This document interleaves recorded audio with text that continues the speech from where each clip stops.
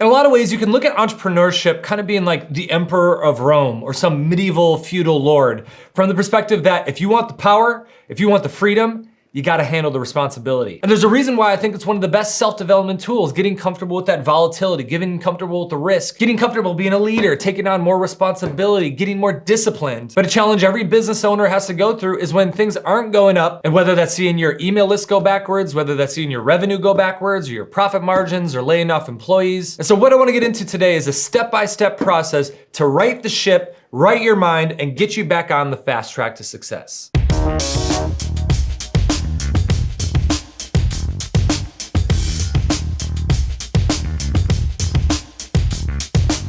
What up, Wade here. So one of my favorite sort of success stories with clients is helping them move from the 9-to-5 job into full-time business owner. It's a huge step, and there's a lot of psychological things that go into that.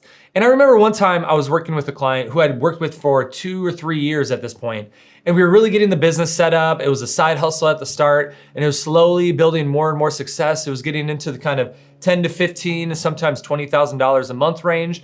And he had saved up enough, he had kind of built enough skills to go, okay, now I think I'm ready. And so he had a lot of loose ends, things to tie off with starting the business as well as leaving his old company. And so we didn't talk for about a month, month and a half in between when he quit his job and started doing the business full time. And when I saw that we were having a call coming up on the calendar, I was really looking forward to it and asking him about all this new freedom that he had and how excited he would be and how much momentum he was building now that he was able to put all his effort on this thing full time. But when all of a sudden we got on the phone, things were completely different. And so I could see he was all emotionally sort of stressed out. He was agitated, he was really tense. And so I kind of, asked him, I'm like, how are things going? And he said, Wade, everything has changed. Everything is different. All I think about is just, if I go bankrupt, or what if I fail, or, what if I have a bad month, or what if I have 2 or 3 bad months? I just keep imagining and visualizing, what if it all goes wrong and I have to go back and get a job and everyone's gonna be laughing at me, and I told all my friends and I told my family that I was doing this. And looking back, this might have not been the best response, but actually I started laughing when I heard him talk about all this, because I was like, dude, I would be pretty stressed out too if all I was thinking about is my business going bankrupt and failing and looking at myself, all my friends laughing at me and my family laughing at me. And listen, I get it. There's something I say a lot when it comes to entrepreneurship. Let's say you have $10,000 in the bank. If you have a job, $10,000 is very different than when you're an entrepreneur. Because when you got 10K in the bank as an employee, you're gonna get another 10K the next month or whatever it is, so you can save that sort of stuff up. As an entrepreneur, if you go and spend that $10,000, if you have a down month, you don't know if the next month is gonna be up. You may have 2 or 3 down months in a row, and a lot of times that's not the case, but because of that volatility, that's also what leads to the reward of more and more success, but it also leads, like I said, to a lot more unpredictability in the business, and it's something that you need to learn to not even just cope with, but to thrive in. And so of course, all the classic sort of pattern interrupt techniques work here, where you gotta interrupt the pattern of the stress and what you're concerned about and what you're worried about, and focus on something more about the vision of what you want.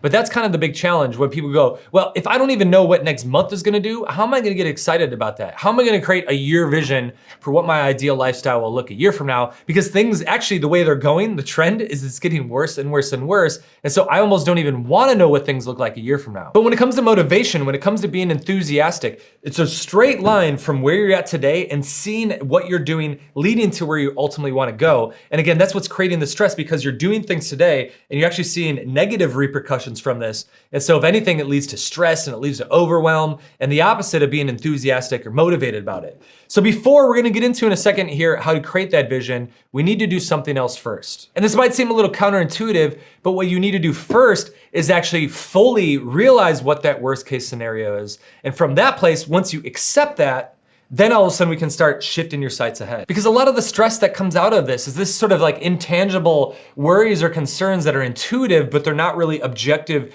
and realized. So when you actually put that out in front of you, or you write it out on paper, then all of a sudden you can go, okay, let's create a game plan if that happens. I'm not expecting that to happen. I don't want it to happen. We're gonna set a game plan so it doesn't happen. But if it did, let's see how bad that would actually be. And so I remember this happening for myself when I started the consulting business. About 2 years in, I was getting clients, but I also had a massive team. I had like 6 employees, way earlier than I should have. And so even as revenue was growing, the margins were getting more and more in the negative. And so as profit margins continued to get worse, going into the negative, as I was doing more and more balance transfers and my mail was starting to change saying, hey, you should refinance with this personal loan sort of stuff, that manifested internally to ulcer-like pain and just being this sort of just stressed out to the extreme. And the only way that I was able to overcome that was first thinking about, okay, what would be the worst case scenario? And so I really thought about that. So what was the worst case scenario? Well, I'd claim personal bankruptcy. It'd be pretty public. And me being a success coach and trying to teach people to be successful with their life and their business, that would be kind of embarrassing, a little egg on your face as I, claim bankruptcy, both personally and professionally. And then I thought, okay, after that, what would happen next? Probably the next thing, I'd move back to my parents' house because I couldn't afford rent or anything like that. And my dad has a painting business, so I'd go do some, painting some walls and stuff like that, making 20 bucks an hour, painting some walls. And so, that would not be enjoyable. If I extrapolated that out for 50 years, that probably wouldn't be the best thing. But is that actually what would happen? If I thought about it, probably 6 months, I kind of let the wounds heal, get back up on my feet. My credit score would be kind of messed up, so I'd probably have to find a business partner. But I got a lot of friends, I got a lot of people that I probably could connect with. And I thought to myself, I'd probably come up with another cool idea with maybe a business partner or two. And then I'd go off and do that. And so did I want to do that? Did I want that to happen? Absolutely not. But when I fully came to terms with it, that became the new bedrock that I could lean on. And from that place of acceptance, when all of a sudden the stress of, oh my God, what is this gonna happen? What if it all fails? That goes away because I'm like, okay, there's my plan B. Okay, I got that.